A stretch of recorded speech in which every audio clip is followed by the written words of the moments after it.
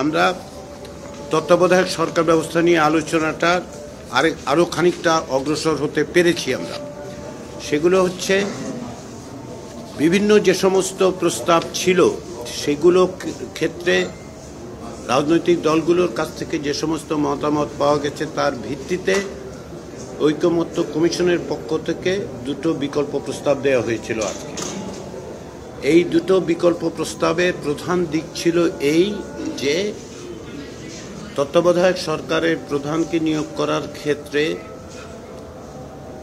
আইনসভার সংশ্লিষ্টতা বা আইনসভার মধ্য থেকেই সেই একটা প্রস্তাব তৈরি করা, নিয়োগের ব্যবস্থাটা করা, এটাই হচ্ছে প্রধান দিক হিসেবে বিবেচনা করে জাতীয় ঐকমত্য কমিশনের পক্ষ থেকে দুটো প্রস্তাব দেওয়া হয়েছিল। আজকে এগুলি নিয়ে রাজনৈতিক দলগুলোর মতামত পাওয়া গেছে।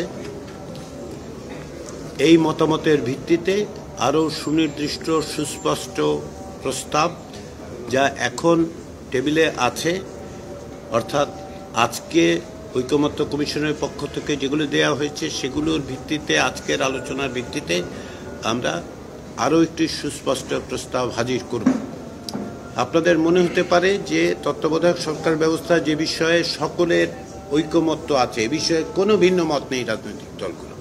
প্রত্যেকটি রাজনৈতিক দল চাইছেন যেন এমন একটা ব্যবস্থা করা যা কার্যত যতদূর সম্ভব ত্রুটিহীন হয়, যাতে করে দীর্ঘদিন ধরে যে আন্দোলন সংগ্রাম, সেই সংগ্রামের আকাঙ্ক্ষাটার প্রতিফলন ঘটে এবং ভবিষ্যতে তত্ত্বাবধায়ক সরকার ব্যবস্থা যেন কোনো অবস্থাতেই বিতর্কের মধ্যে না পড়ে। এই সমস্ত বিবেচনা করেই রাজনৈতিক দলগুলো বিভিন্ন বিষয়, বিভিন্ন দিক লক্ষ্য করছেন, আমরা সেগুলো বিবেচনা করছি।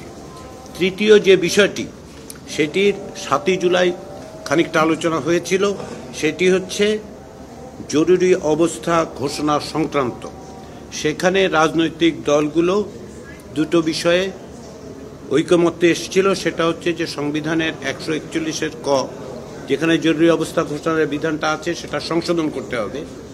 দ্বিতীয় যেটা, সেটা হচ্ছে জরুরি অবস্থা ঘোষণা যেন রাজনৈতিক হাতিয়ার হিসেবে অপব্যবহার না হয়। আমরা সেই জায়গাটাতে আছি। এটাকে আরও সুস্পষ্ট করা দরকার বলে রাজনৈতিক দলগুলো মনে করে, জাতীয় ঐকমত্য কমিশন মনে করে।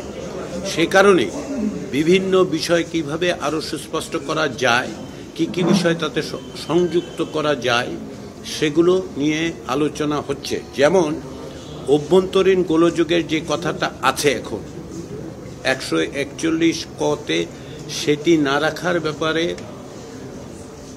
রাজনৈতিক দলগুলো একমত হয়েছেন।